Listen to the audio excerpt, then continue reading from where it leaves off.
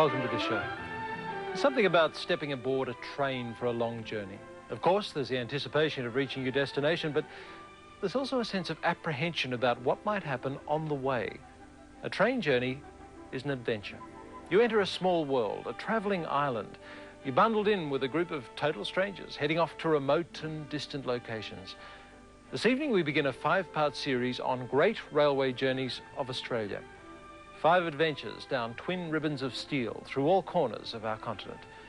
In this first program, we travel to the very heart, the Alice.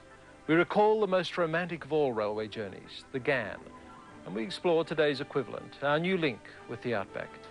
If you're a lover of trains, or just think that maybe one day a train ride would be a good way to have a look around, I think you'll enjoy this.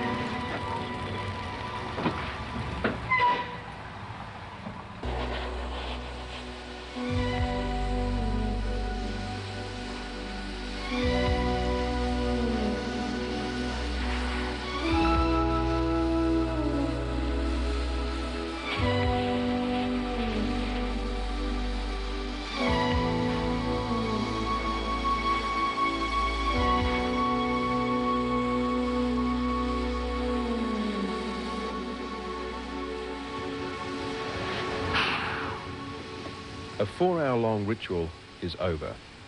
It's one which has been practiced around the world for up to 150 years, carefully building a full head of steam, appreciating the need to pamper a little to get full power later. Whether you were going to another state or another suburb, the firing up of a steam loco was the first step. So now that old steam locos like this W class have made way for diesel power, our way of life has changed. But diesel power has also done us a favour. It's confirmed that the real romance of railways was in the era it replaced.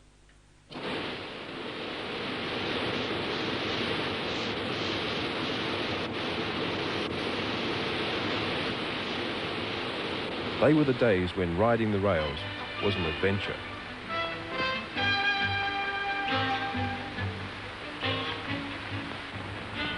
Bennett of Progress ready to leave on its first trip to Albury on November 23rd, 1937. Another innovation in Australian railway travel was the appointment of a stewardess to provide all comfort services to women and children. The driver gives the motion gear a final drop of oil, the whistle sounds, the throttle is opened, and the train is off, and the never-ending task of firing starts in earnest.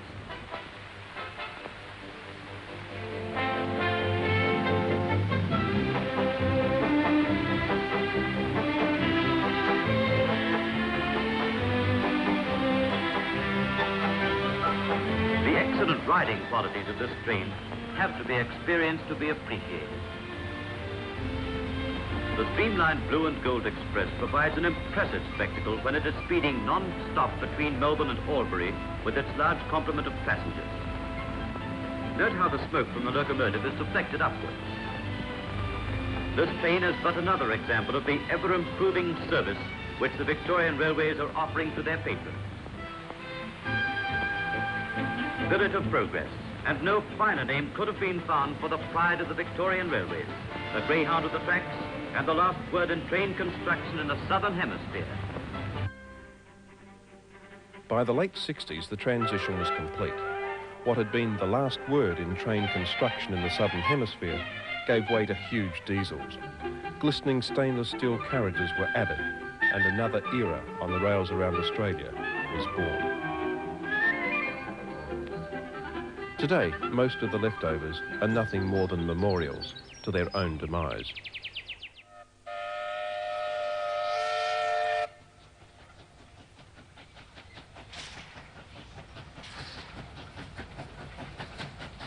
The Flinders Ranges of mid-northeast South Australia were the cradle of the Ghan, and if ever there had been an ultimate train adventure on the rails around Australia, the Ghans of yesteryear would have won first prize.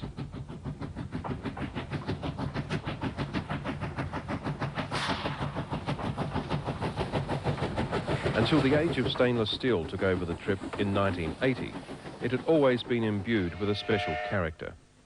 Passengers loved the challenge of the Ghan and its unpredictability.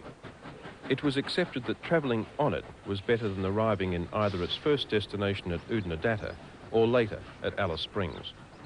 The Ghan was something of a matriarch, unique amongst other trains and a monument to Australia's pioneering history, a train which opened up the outback. The name derived from an occasion in August 1923 when an Afghan passenger at dusk on the arrival of the train disembarked and went to a quiet corner of the yard to say his evening prayers. A railway man jokingly made a remark that we ought to call it the Afghan Express, and the train got its name then the Ghan Express, and over the years the Ghan.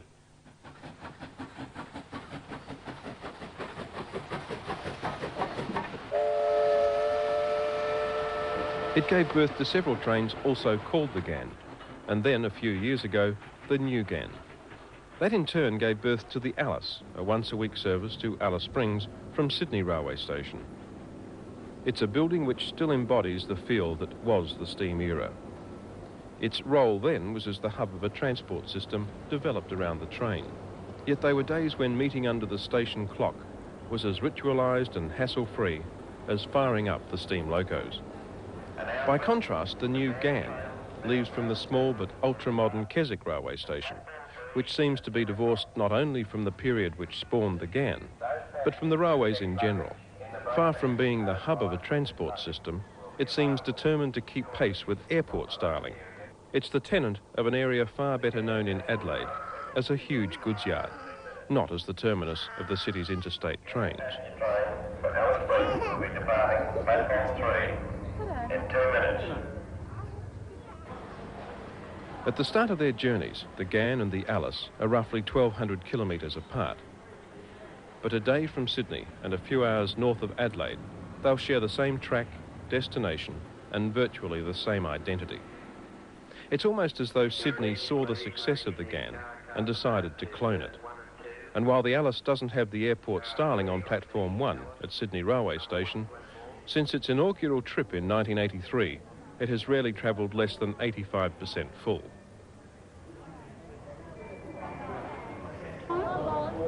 Have a good trip. Bye-bye.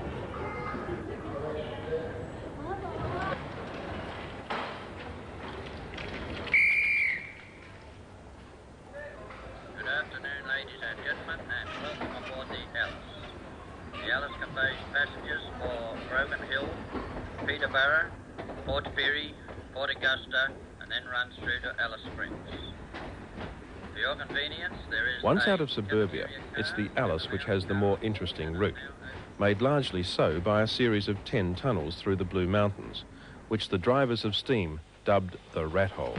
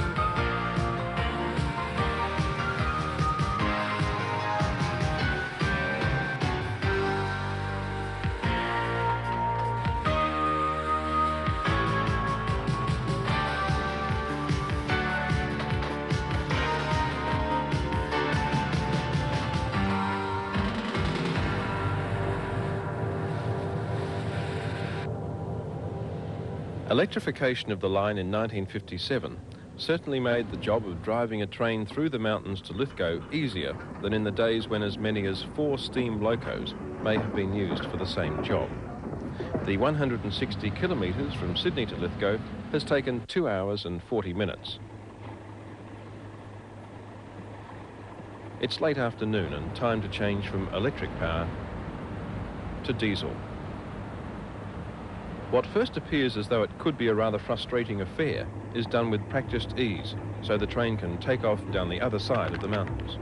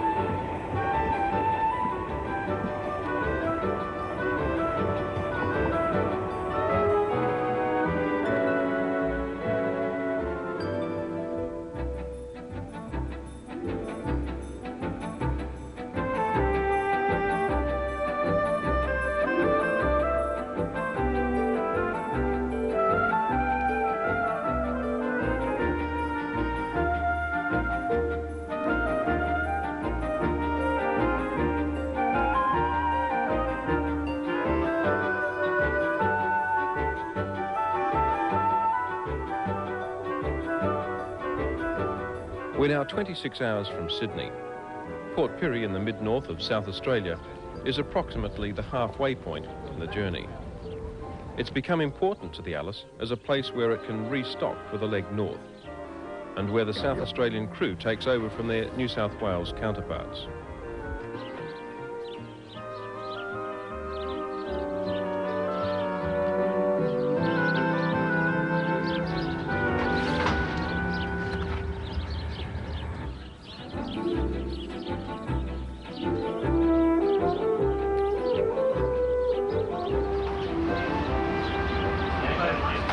While neither group would admit it, the Alice has introduced a degree of competition, Australian National versus the New South Wales State Rail Authority. Simmering underneath is the need to have one central body in charge of the national railways.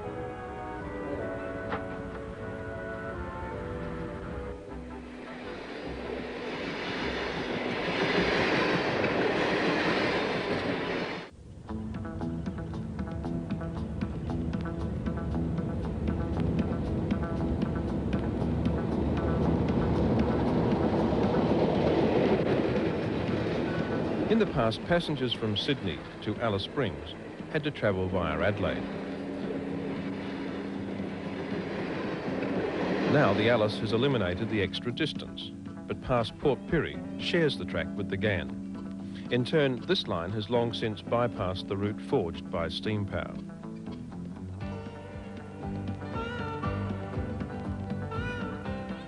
It's the original route through the Flinders Ranges and Oodnadatta which won't be forgotten, thanks to a group of enthusiasts calling themselves the Pitchy Ritchie Steam Preservation Society. The Society took up the challenge to keep steam alive on the historic narrow-gauge track through Pitchy Ritchie Pass. The Pitchy Ritchie line was originally started as the Government Gums Railway in 1877, and the construction continued through 1878 to 79 when the train reached Quorn, and eventually in 1891 the line reached Oodnadatta. But the plan was the Great Northern Railway to go right through to Darwin. This never eventuated and took until 1926 when the Commonwealth Railways took over the operation of the line and extended it as far as Alice Springs, its current terminus. These ruins are the only remnants of the township of Pitchy Ritchie, which existed long before the railway. It was the overnight stop for bullock wagons and travellers from Port Augusta. When the railway first came through here, the trains ran only once every 2 weeks, stopping overnight at various townships, so the passengers could sleep in a hotel, then continue their journey the next day. That was presuming the train hadn't broken down or come off the tracks. Its record wasn't exactly unblemished, and even now history sometimes repeats itself.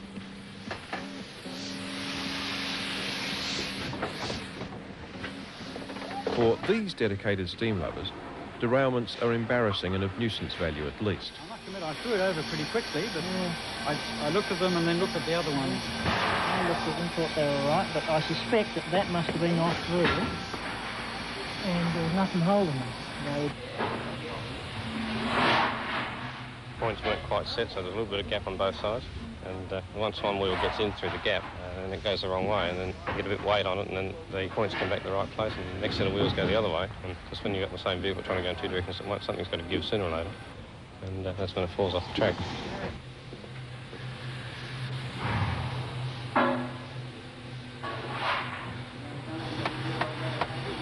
Well, all we did was put those plates in. Those fish plates and on timber wedges, and wedge them up under the rail so that the wheels would actually roll up the wedge up to the top of the track level again. And then if you go far enough, once your flanges get up on the top of the rail, they just keep on rolling along and eventually drop back into place.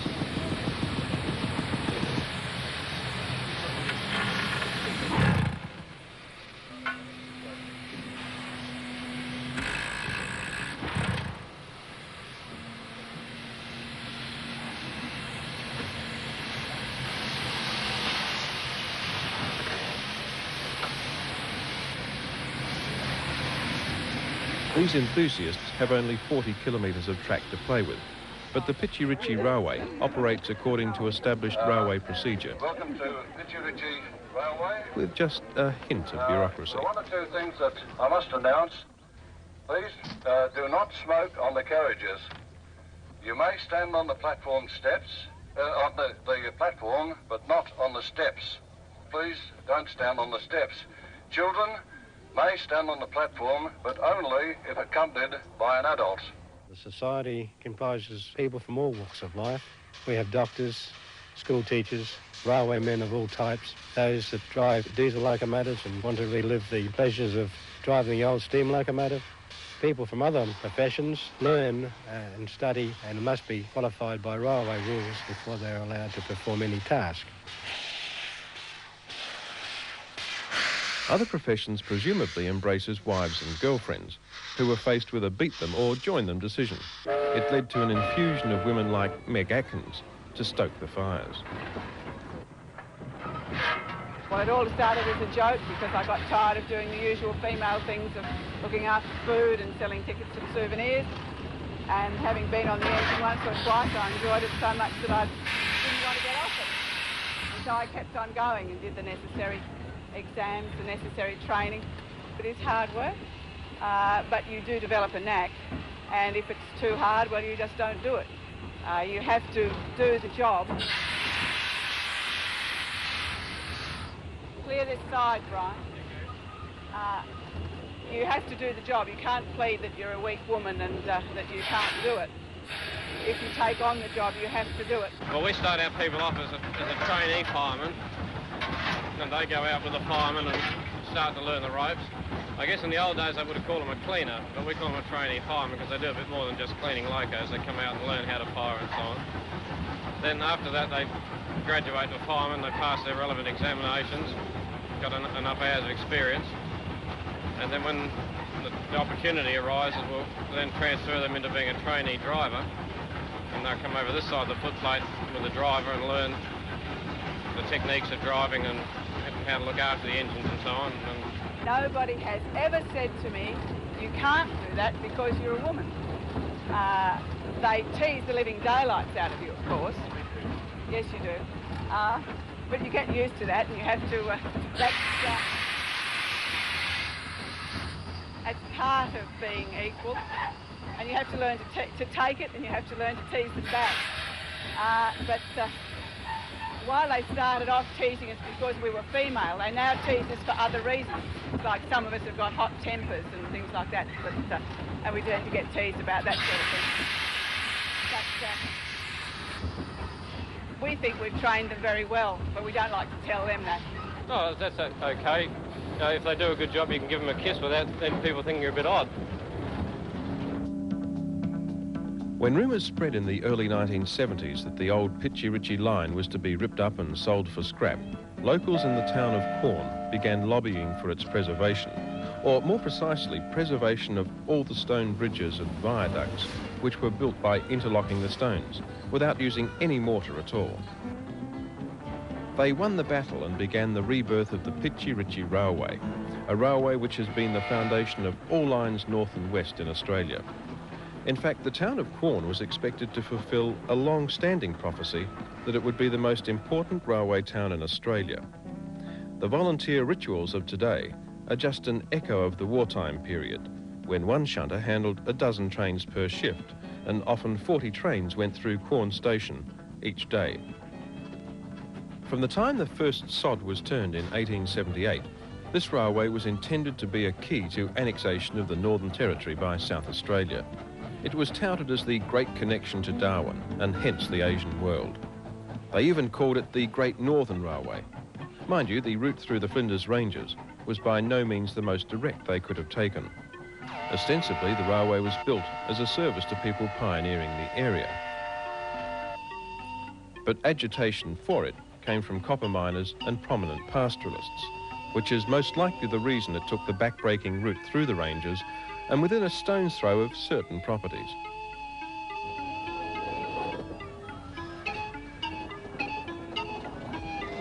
Still, by 1881, the line was through to a place called Beltana. Today, Beltana is all but forgotten.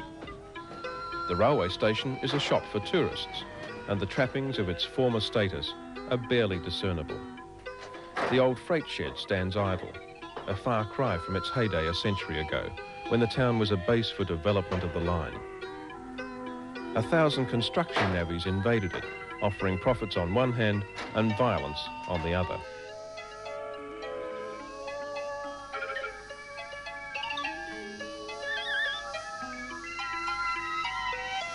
The townsfolk were also worried by large-scale desertions from the gangs of navvies. Some simply walked off the job and disappeared. Others returned after a few days, and many lurked in the bush outside Beltana and raided stores and homes for food and money. If violence and intimidation weren't enough for the settlers, death from sickness and accident was prevalent. Beltana represented a period when many navvies and railway workers died or were killed near the railway line. Death was often the price to pay in developing the outback, not only with the railway, but earlier with the overland telegraph. For most of the time, it was no more than a torturous slog. Cuttings like this one were dug by hand. Concrete for bridges and culverts was mixed by hand. Extra ballast in the form of stones was collected by Afghan workers and left in piles for the navvies to pick up. How futile it would all seem to those men now that the rails have long since been removed and the few reminders left to rot in the searing heat. How many navvies must have pondered the need to battle the Flinders Rangers as they laboured here to give the train a free run back down to the plains, where common sense has put the line today. When the route of the Ghan was repositioned for the third time in 1980, it was even further west. It marked the beginning of a single-gauge overnight trip to Alice Springs from Adelaide and sowed the seeds of the Alice from Sydney. It was something the drivers more than anyone appreciated. The last Ghan was a hard train to work, and it's part of history that's gone down, and we've had to go into a new phase of railway working to work trains at higher speed and get a better service for the public. Gone was the narrow gauge track which used to cause them nightmares, but gone too was the adventure of changing trains by moonlight in the remote town of Maree. This midnight madness was the classic result of illogical planning, which left Australia split by different size gauges on all major lines. In fairness, passengers on the old Ghan regarded it as part of their adventure into the outback, a rather comfortable way of later suggesting they'd roughed it in the desert of northern South Australia. For the conductors, it was a necessary evil, which must have cost and lost the railways an absolute fortune. Even the last-minute repairs to the narrow-gauge train they called the real Ghan were part of the journey. We have a rusted train pipe here, and we've had to replace it. We've also had to rethread the other piece which joins it, of course. That happened in the derailment, did it? Yeah, it happened as a result of the derailment up at Warren, up the road there. Very bad? Yeah, pretty bad. 4 coaches, they were always a problem. They're heavy, of course. Each trip was different. No one knew what to expect beyond the darkness of the desert, in view of stories about the battering the old Ghan had taken over the years from derailments and flash floods. When it moved off, it was always with respect for its age and the condition of the track.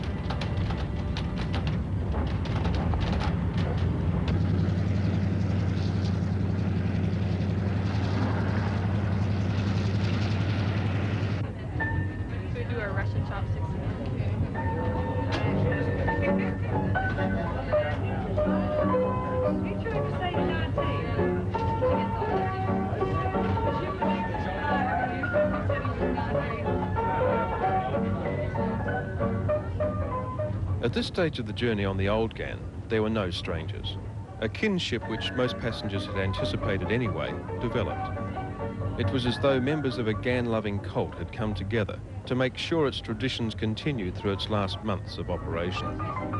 The designers of the German-made club car, with its polished walnut walls, originally designated the 3 sections of the car for music, smoking and ladies. Yet apart from the piano being the centrepiece, any divisions were imagined.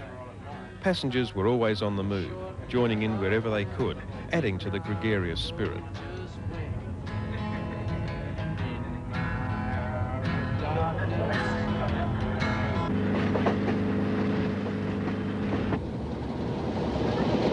On the new Ghan, people appear to try to enjoy themselves harder.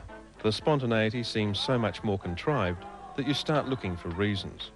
One might be that the broad base of age groups obvious on the old Ghan has gone, or that in an overnight trip there's simply no time to make an effort.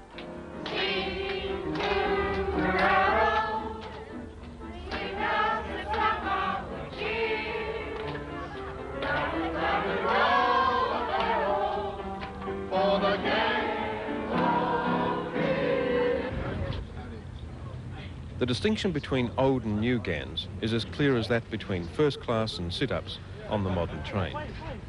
When you have to sit for 20 hours without club car service, the bar seems to close every time you're thirsty. But a wise person makes sure they'll see the night through or find a way to ease the struggle. What a train, what carriage, what a fantastic...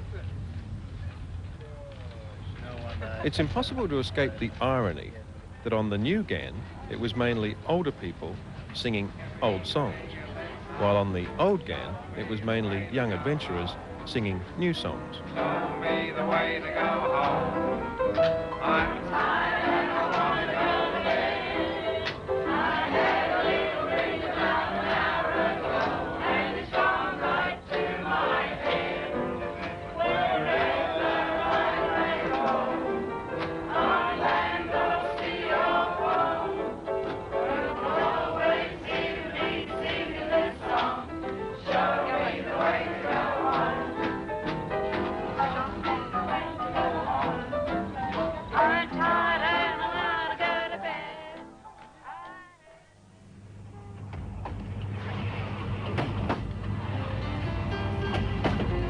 were times on the old Ghan when each of the passengers felt it was a train that could maintain its battle with the desert. In fact, towards the end, track restrictions reduced the gait of the old Ghan to a crawl. No orders came through to fix the line to a reasonable standard because somehow the train seemed to make it slightly more often than it didn't. But finally and sadly, it existed only to await its death knell.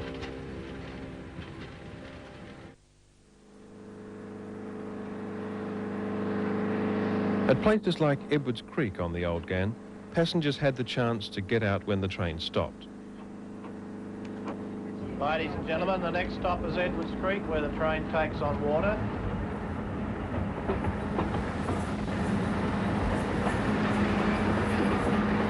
They leave the train for a few minutes while we're watering the cars, but don't wander too far away from the train.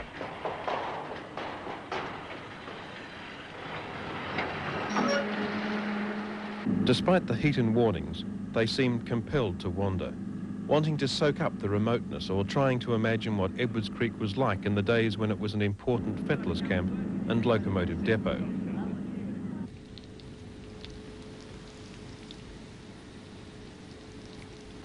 If one thing has been common to all Ghans, it's been the need to take on water in an uncompromising desert. From Edwards Creek, the line was serviced for miles in either direction, replacing sleepers or sections of line when necessary, even fighting the odd plague of grasshoppers and ants which infested the tracks. It's not hard to understand why, in the days before the new Ghan, this area was known as the land. Plenty of time and wait a bit.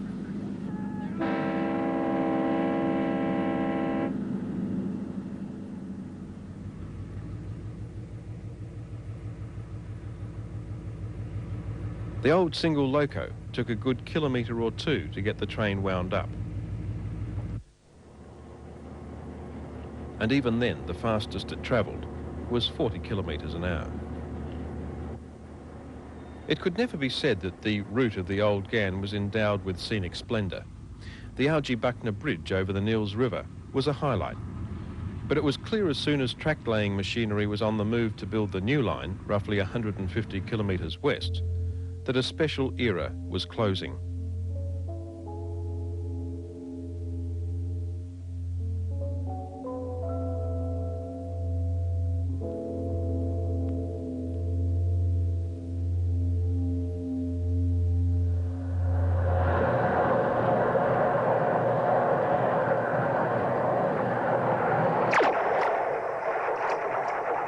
Not only were there the sounds of new technology, but the rail was being welded together in one continuous piece to take away the familiar clickety-clack of bolted track.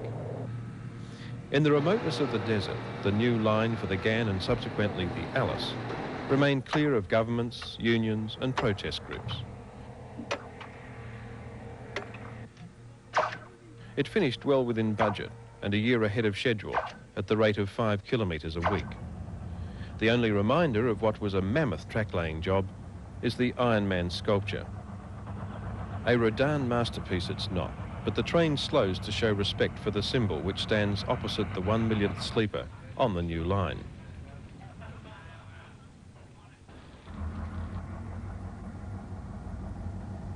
Yet history will no doubt record the new bridge across the Finke River further north as a more significant monument. It's taken away the Russian roulette aspect of rail travel to Alice Springs and become a counter to the Finke's flooding tantrums. It's hard to believe that in 1980, this was the main line north and the track across the Finke. No wonder track inspectors used to regard it as not a day-by-day proposition, but hour by hour. Over the years, the strategy here remained simple. When the line washed away, it was replaced. The river silt quickly hid any evidence that outback rivers can turn into torrents with little warning. The open stretches of sand at both the old crossing and the new don't even suggest a river. So the decision by the original surveyors to lay the track direct onto what they presumed was parched desert ground seems reasonable. The thought of flooding must have been their last consideration. Yet in 1968, the Fink flooded 4 times in the one season. It's capable of depths over 5 metres, but can go for 15 years or more without any water in it. On occasions when the river was in flood like that, the crew would test the water by either walking across, probing with a stick, or by climbing onto a fettless trolley and measuring the depth as they went. If the water was less than 2 feet deep, it meant the locomotive could cope because the boilers were above that level. So unless the lines had been washed away, the train could proceed within a reasonable time of the flood passing.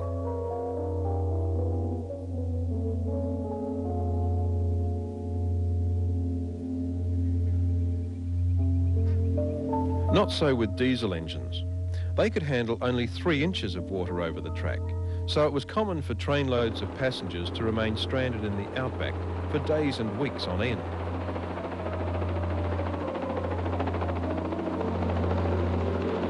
In later years, they were airlifted out. On one occasion, the Gan drew into Alice Springs railway station at the appointed time in the morning. It just happened that it was 3 months late. Early the morning after leaving Adelaide, the new Gan heads into the McDonnell Ranges and towards civilization. It's the moment in the last few kilometres when people on the train are keen to voice their assessments and opinions. We've always gone by coach everywhere we've been, and this is our longest train trip. And this has really surprised me. Yeah, the food's excellent. Yes, food. You could know. There's no shortage of food. It's real good. The top bunks are not comfortable. You feel as though you're a bottle full of soapy water being shaken around. I couldn't get a cup of tea unless I walked the entire length of the train. True? Yes. A lot of little old ladies like a cup of tea. They don't want anything stronger. So there you are. Only complain. The entertainment's good. Make your own entertainment and join in, and we're happy. It's very good, isn't it? Yeah, really good. Very good. It surprised me, really. Yeah. Yes, we'd do it again. Wouldn't we? Yeah, certainly I would. Yeah, I would. It was good. Brian and Vera have made the trip to Alice Springs their own.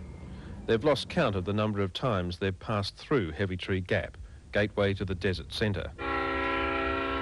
And they'll add another to their list in a few hours' time, when the train heads back south. Well, you're getting there so quickly with this one, you know, your trip's over so quickly, whereas the old Gan, you had a couple of days and it was, well, we just thoroughly enjoyed it. These days you can travel in a train like this to the Indian Pacific from Sydney to Perth, or perhaps the Alice from Sydney to Alice Springs, or over in the eastern states you've got the various trains there which are quite similar, but the old Gan was just something different.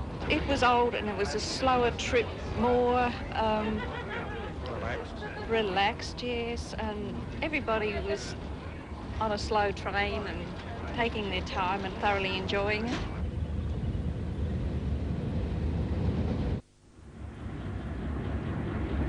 So the new Gan and the Alice make their trips infinitely faster than the train they replaced. The people of Alice Springs have even chipped in with a new station and a new building to cope with the more modern trains. Together they've removed all the uncomfortable moments. Why, if you were on the old Gan at the moment, you could be anywhere out in the vastness of the desert, still rattling and rolling your way north.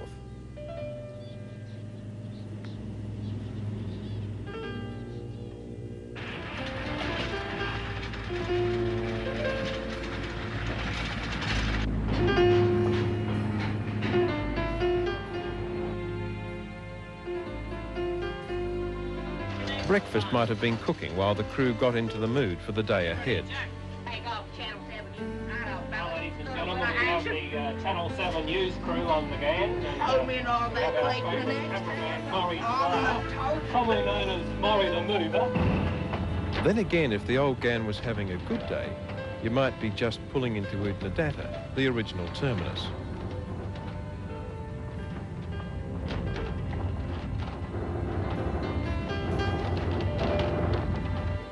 Be 50 years old.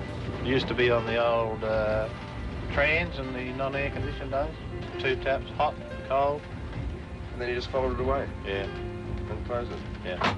Or Aspro, now content with the well-being of passengers, could have been showing you his train. Oh, well, they just pull down, isn't it? They're made up in the morning, and then they just pull them down like this. Strangers would have become friends, encouraging you to lounge around and sing for a while. Looking for a lift to get you up the track to Alice Springs. You can forget about a plane, they only go too fast. The only way to go is the one that gets there last. Now I'm talking about a train, and I'm talking about a track that runs from here to Alice Springs and sometimes gets you back. Now I warn it ain't no speedster, and it's not too flash or fine. It'll always take you sometime a little bit further up the line. On the gas, if you want to see the land, ride the gas. Oh, it's a magic boomerang. It's a wonder if it makes it back again. On the gas, if you want to see the land, ride the gas. Oh, it's a magic boomerang. Heavy Tree Gap, where the old line simply faded into the sand by contrast with the sealed bitumen road, was still 24 hours away.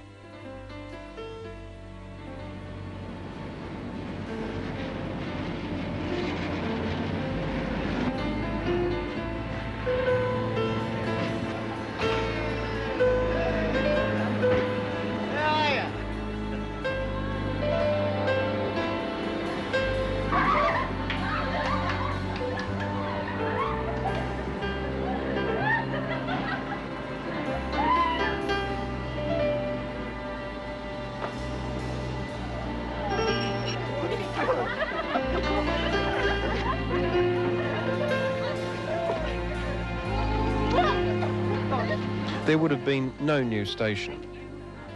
50 years married, this lady. Yes, good wedding, thank you. And there would have been the awkward goodbyes that come from real friendship. While someone said something stupid like, on the old Gan, it was better to journey than to arrive.